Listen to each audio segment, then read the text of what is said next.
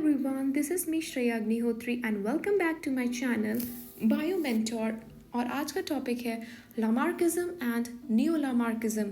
So let us start with the theory with no further delay.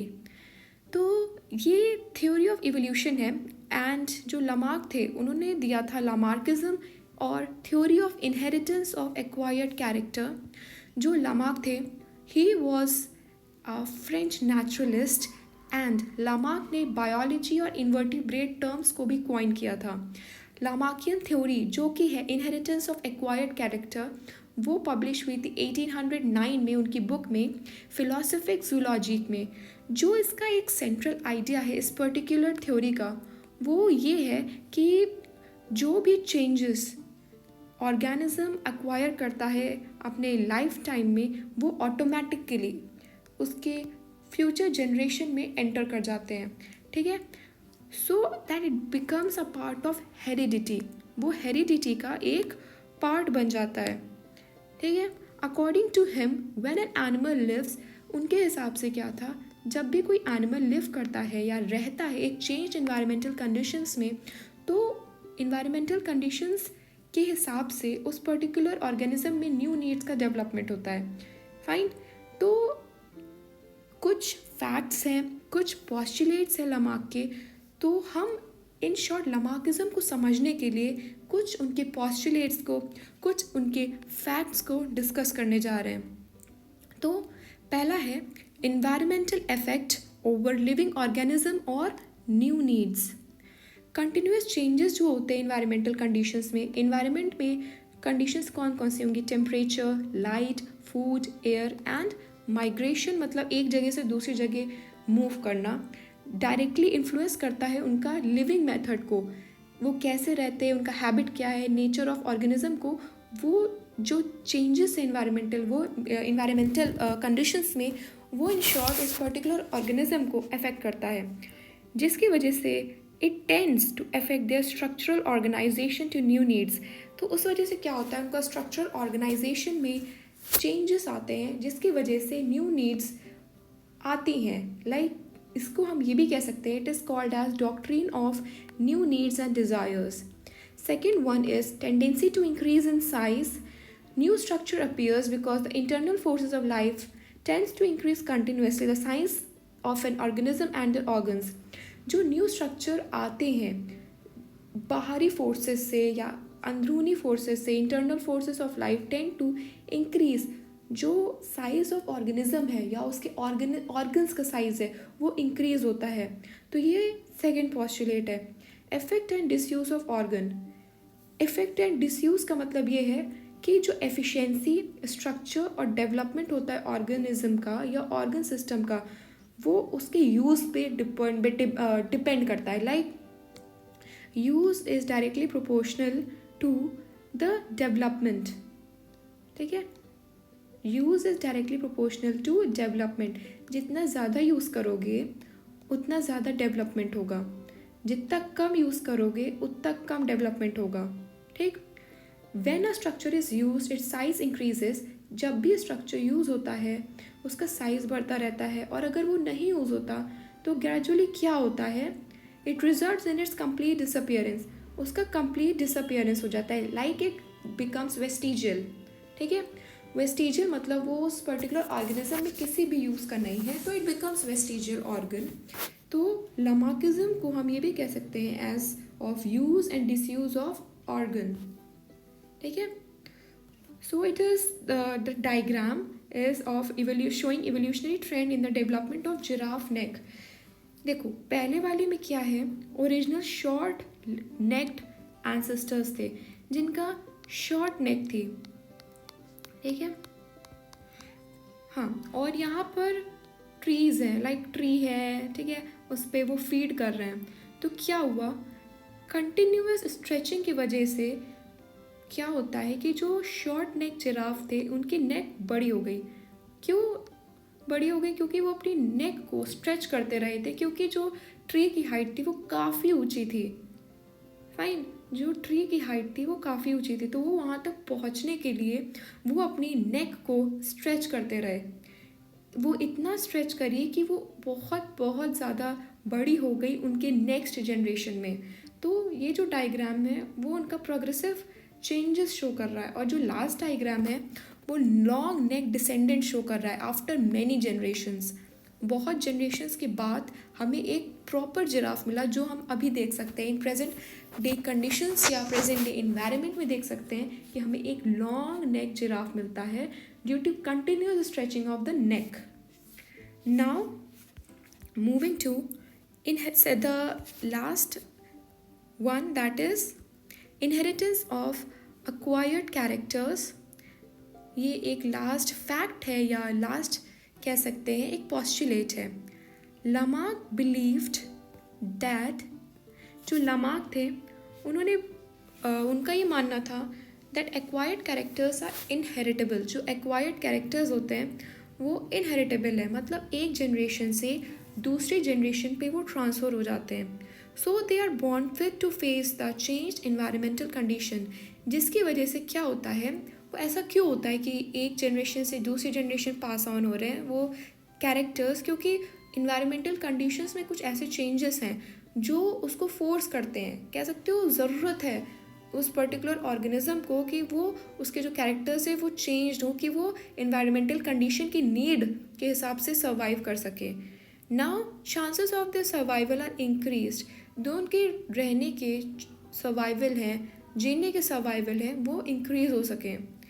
In order to make new generation quite different, जो quite different बना सके जो उनकी next generation होती है, और एक और अच्छी स्पीशी का फॉर्मेशन हो सके।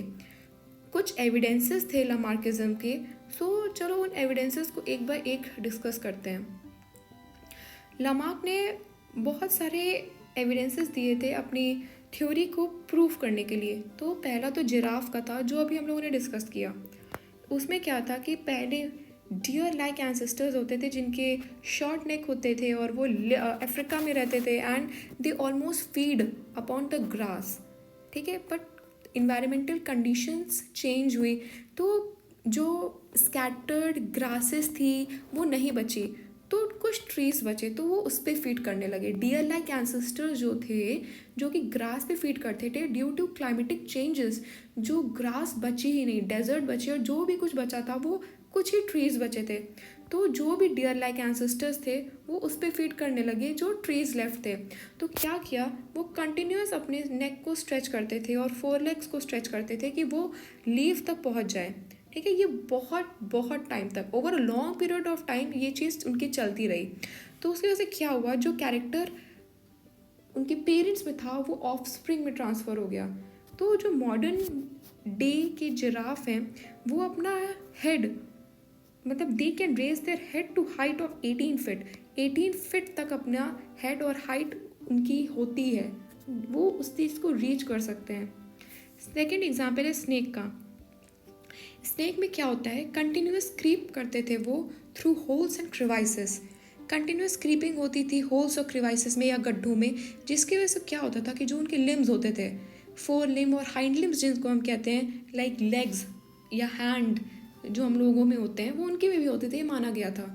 ठीक है, तो लेकिन वो क्रीपिंग करते थे थ्रू होल्स एंड क्रिवाइसेस, जिसकी वजह से क्या हुआ कि जो उनके लिम्स थे वो यूजलेस हो गए लोकोमोशन को लेके। इन स्नेक्स लोकोमोशन को लेके वो यूजलेस हो गए, एक जगह से दूसरी जगह उनको फिर लिम्स की ज़रूरत ही नहीं पड़ी, वो क्रीप करके जाने लगे, जिसकी वजह से जो लिम्स थी वो ग्रेजुअली डिसअपियर हो गई और जो बॉडी थी वो नैरो हो गई और इलोंगेटेड हो गई। तो ये जो कैरेक्टर था वो नेक्स्ट जनरेशन पे पास ऑन हो गया थ्रू मिलियंस ऑफ ईयर्स का टाइम लगा उस कैरेक्टर को पास होने में to the next generation. The next example is webbed feet of aquatic birds. जो एक्वेटिक बर्ड्स होती हैं उनकी वेब्ड फीट होती है, इसमें डक का एग्जाम्पल ले रहे हैं, और भी बर्ड्स होती हैं जो कि duck and other aquatic birds invaded water from land in search of enough food. वो लैंड से वाटर की तरफ जाते थे फॉर इनफ ऑफ फूड, क्योंकि ऐसा था कि लैंड पे उनको फूड की कमी हो रही थी, जिसकी वजह से उनको जाना पड़ा वाटर में।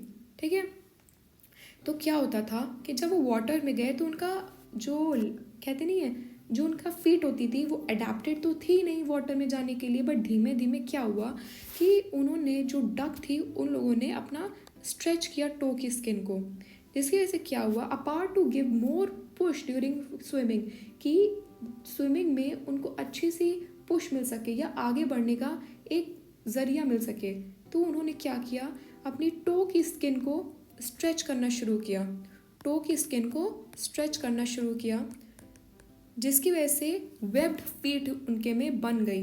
The webbed feet of aquatic birds develop because of continuous stretching of its toes. Continuous stretching की वजह से वेब्ड फीट बन गई, और जो ये कैरेक्टर था वो one generation to second generation pass हो गया। Now moving to the next example, the long legs of wading birds. Wading bird जैसे कि हिरॉन्स, स्टॉक्स एंड एबाइसिस, जो वेडिंग बर्ड्स हैं इनके में लॉन्ग लेग्स आ गए, क्योंकि क्या होता था, are develop through generation to due to sustain stretching to keep the body above the water level. Continuous stretching करते थे वो लोग, जिसकी वजह से जो उनके पैर थे, जो सपोज हम एग्जाम्पल ऐसे मतलब ऐसे कह सकते हैं, उनके शॉर्ट लेग्स थे, बट जैसे ही उनको लाइक फूड के लिए जाना पड़ा वाटर पे, तो उन्होंने अपना जो लेग्स थे उनको स्ट्रेच करना शुरू कर दिया, क्योंकि वो वाटर के ऊपर रह ले, इसलिए। तो क्या हुआ, ये जो लॉन्ग लेग्स थे तो one generation to the second generation transfer हो गया, ठीक है। Next example is the eye of mole are reduce due to their underground mode of living. जो मोल होते हैं वो अंडरग्राउंड रहते हैं, जहाँ पर ना लाइट अवेलेबल होती है, तो उसकी वजह से क्या होता है कि उनकी जो आई होती है वो क्या हो जाती है, वो रिड्यूस्ड हो जाती है, क्योंकि वहाँ पे सनलाइट रीच नहीं कर सकती है, इसलिए। Flat fishes live at the bottom of sea where sunlight is absent. जो फ्लैट फिशेस होती हैं वो बॉटम लाइक सी के बहुत नीचे रहती हैं, बिल्कुल निचले हिस्से पे। तो क्या होता है, जहाँ पे सनलाइट नहीं पहुँच पाती है, जिसकी वजह से क्या होता है, जो उनकी आई होती है it lies towards the bottom shifted towards upside. जो आई उनकी होती है वो ऊपर की तरफ शिफ्ट हो जाती है, और जो दो आँखें होती हैं उनकी, and thus both eyes are on one side of the body. जो दो आँख होती हैं वो एक साइड पे होती हैं फिशेस में, in case of flat fish, क्योंकि वहाँ पर सनलाइट एंटर नहीं कर पाती है, दैट्स वाई, ठीक है। और भी एग्जाम्पल्स हैं, like ancestor of modern horse example है, और एग्जाम्पल जैसे वेल्स, उनके हाइंड लिम्स नहीं होते हैं। मसल्स ऑफ पिन्ना जो कि मैन में रिड्यूस हो जाते हैं, बल्कि रैबिट्स में, एलिफेंट्स में, डॉग्स में वो स्टिल सस्टेन्ड होते हैं, रहते हैं। फ्लाइटलेस बर्ड्स में, जो फ्लाइटलेस बर्ड्स होती हैं जो उड़ नहीं सकती, लेकिन उसमें स्टिल क्या कहते हैं, प्रेजेंस ऑफ विंग्स होता है, क्योंकि क्या हुआ कि उन लोगों को आसानी से जो फूड था वो लैंड पे मिल गया, तो उस वजह से उनको ऊपर उड़ने की ज़रूरत ही नहीं पड़ी। तो ये कुछ और एग्जांपल्स हैं।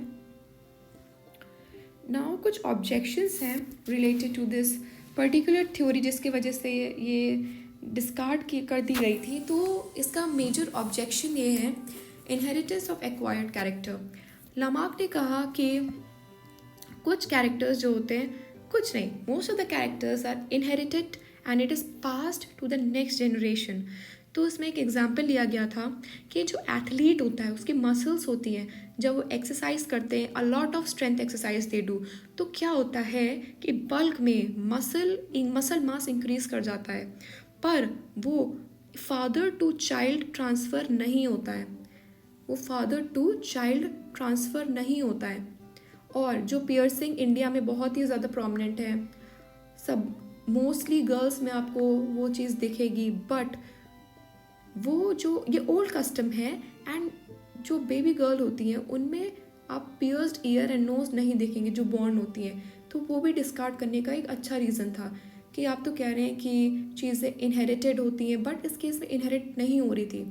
दूसरे साइंटिस्ट हैं एक ऑगस्ट वीजमैन, जो कि एक फेमस जर्मन साइंटिस्ट है। उन्होंने एक्सपेरिमेंट किया था अपॉन अ वाइट माउस, सफ़ेद चूहे पे उन्होंने एक्सपेरिमेंट किया था। उन्होंने क्या किया, उन्होंने वाइट माउस की टेल काफ़ी जनरेशन लाइक 20 जनरेशन तक कट करी, और उसके बाद उन्होंने हर बार रैट की जनरेशन को देखा, हर एक नेक्स्ट जनरेशन को देखा। उन्होंने नोटिस किया कि ऐसा नहीं है कि जो नेक्स्ट जनरेशन हो रही है उसकी टेल हमें कट मिले, ठीक है। So he concluded his famous the theory of continuity of जम्प प्लास। तो उनकी जो थ्योरी थी, उन्होंने अपना ये पर्टिकुलर जो उन्होंने बात कही है उन्होंने कंटिन्यू करा था थ्योरी ऑफ जम्प प्लास में in 1982। This theory states that environmental factors do not affect germ cells. So जो थ्योरी थी वो ये कहती थी कि जो इन्वायरमेंटल फैक्टर हैं वो जर्म सेल्स को अफेक्ट नहीं करते हैं and affects only somatic cells. Environmental factor germ cells को अफेक्ट नहीं करते हैं, सोमैटिक सेल्स को करते हैं। सोमा मीन्स बॉडी से रिलेटेड सेल्स को अफेक्ट करते हैं, जर्म सेल्स को अफेक्ट नहीं करते जो कि रिप्रोडक्टिव सेल्स होती हैं। इन्वायरमेंटल फैक्टर्स का रोल नहीं होता है जर्म सेल्स को अफेक्ट करने में, ठीक है। सिमिलरली थर्ड एग्जाम्पल है कि similarly a person who becomes blind और डेफ, एक इंसान जो अंधा या बहरा हो जाता है अपने लाइफ में, ज़रूरी नहीं है कि जो उसका बेबी हो रहा है वो ब्लाइंड या डेफ हो, ठीक। फोर्थ है पावलोव। पावलोव साइंटिस्ट थे, उन्होंने ट्रेन किया था माइस को to come for food on a bell, कि जो चूहा है वो बेल की आवाज़ सुनकर फूड तक आए। He reported that training is not inherited. उन्होंने रिपोर्ट किया कि जो ट्रेनिंग होती है माउस को फूड तक लाने की ऑन हेयरिंग द बेल, वो नेक्स्ट जनरेशन तक इनहेरिट नहीं होती है, ठीक है। And was necessary in every generation, और जो ट्रेनिंग होती है it is necessary in every generation. Fifth है चाइनीज़ वुमेन जो होती थी वो आयरन शूज़ का इस्तेमाल करती थी to keep their feet short, अपना जो फीट होते थे उसको छोटा रखने के लिए। बट जो यंग वंस बॉर्न होते थे वो नॉर्मल साइज़ के होते थे, ठीक है। तो ये कुछ एग्जाम्पल्स हैं जो कि लामार्क नहीं बता पाए, इसकी वजह से लामार्किज्म वॉज रिजेक्टेड।